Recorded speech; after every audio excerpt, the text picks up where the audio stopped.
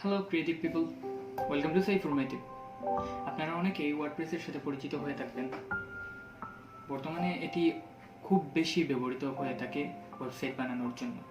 One of the best and one of the most famous CMS system for creating website নাওয়াডেজ।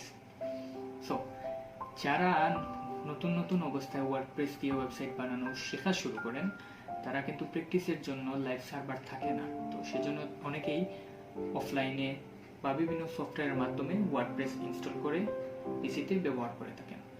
আর সেজন্য তারা বিভিন্ন ধরনের software use করে থাকেন, লাইক জ্যাম্প, ম্যাম্প, ওয়াম্প এক্সেট্রা।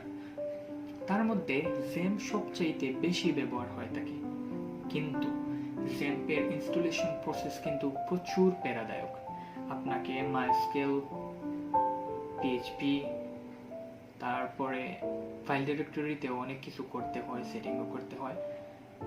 কিন্তু আপনার কাছে যদি একটা ইজিয়েস্ট ওয়ে থাকে, তাহলে আপনি কেন এইসব ঝামেলায় যাবেন? তো আজকের আমাদের বিষয় হলো easiest way to install WordPress on your PC.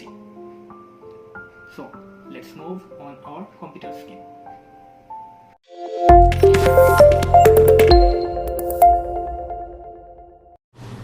Alright, so প্রথমে আপনাকে যেতে হবে গুগলে গিয়ে সার্চ করবেন WordPress local, ঠিক আছে?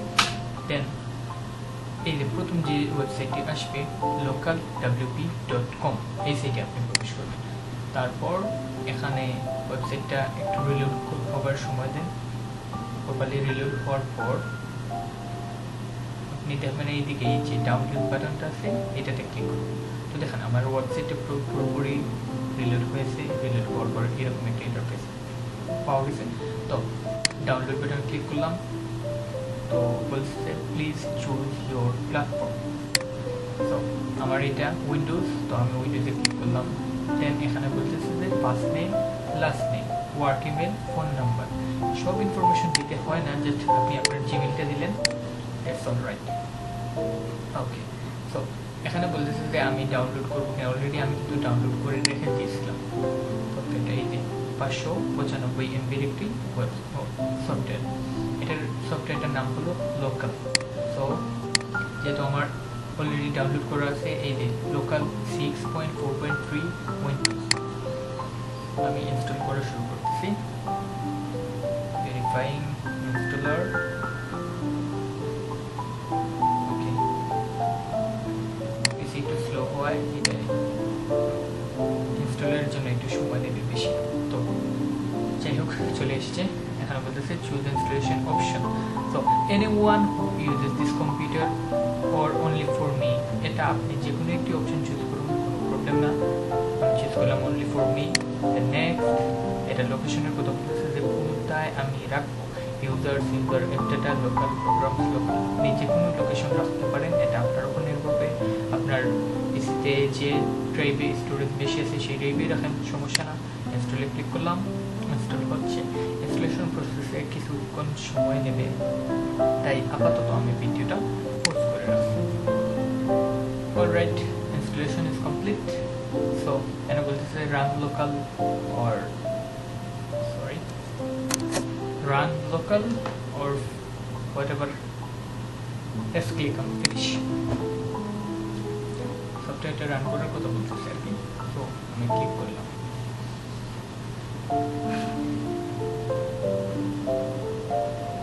Okay, it will take some time to open the software for the first time. So সফটওয়্যারটার লোগোটা এরকম, LOCAL, local. ওকে, আমাদের সফটওয়্যারটা অলরেডি ওপেন হয়ে গেছে। এটা আমার আগে ভিডিওটা রেকর্ড করার আগে একটা ওয়েবসাইট বানাইছিলাম, ওইটা দেখাইতেছে। তো আমি একেবারে নতুন একটা ওয়েবসাইট বানাইতেছি। তো এখানে দেখাইতেছে create a new site. Click করলাম, দেন বলতেছে যে ক্রিয়েট এ নিউ সাইট। আচ্ছা, এই যে এইটা সবসময় আসবে না। আমি এই যে ওয়েবসাইটটা ক্রিয়েট করছিলাম, ওইটা ডিলিট করতেছি, এই জন্য এই উইন্ডোজ কমান্ড প্রসেসরটা দেখাইতেছে। তো এটা আপনাদের আসবে না। যাই হোক, ক্রিয়েট এ নিউ ওয়েবসাইটে ক্লিক, তারপর কন্টিনিউ। দেন ওয়েবসাইটের নাম দিলাম Saiformative, দেন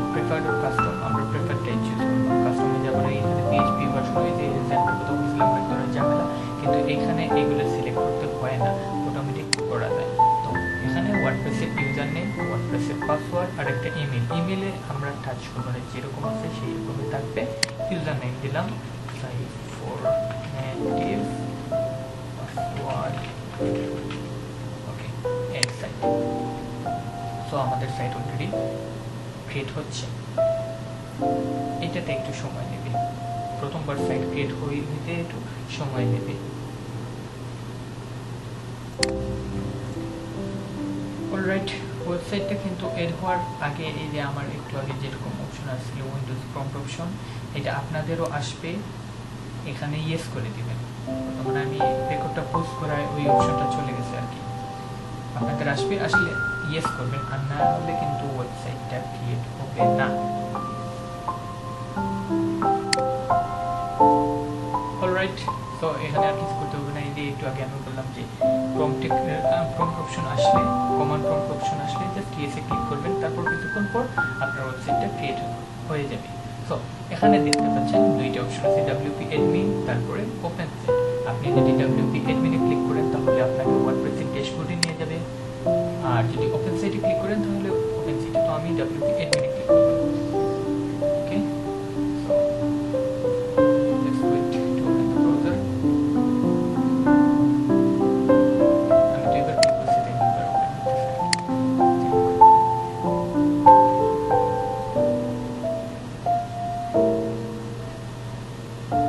ওকে, সো এখানে আমার ওয়ার্ডপ্রেসের ড্যাশবোর্ডে লগইনের ইনফরমেশন চাইতেছে, ওই যে একটু আগে একটা ইউজার নেম এবং পাসওয়ার্ড দেওয়া হয়েছিল ওইটা। সো সিলেক্ট করলাম, দেন লগইন।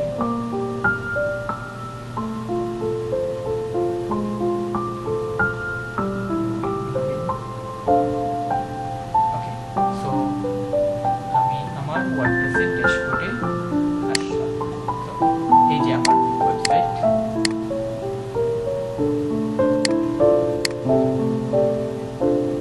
একটু স্লো কাজ করতেছে, আমার নেটওয়ার্কের ইস্যু, এই জন্য আর কিছু না। তো আপনারা দেখলেন যে কীভাবে অনেক ইজিলি আমি ওয়ার্ডপ্রেসটা ইনস্টল করলাম। তার জন্য আমার ডাটাবেজেও কোনো কিছু করতে হয় নাই, MySQL, PHP কিছুই করতে হয় নাই, জাস্ট আমি একটা সফটওয়্যার ইনস্টল করছি, তারপর একটা সাইটে এড করছি। তো এই লোকাল একটা দেখতেছে, আপনি যদি আরও ওয়েবসাইট এড করতে চান তাহলে just add local site, create a new site, তারপর আবার আগের যে প্রসেসটা ওইভাবে করতে থাকবেন।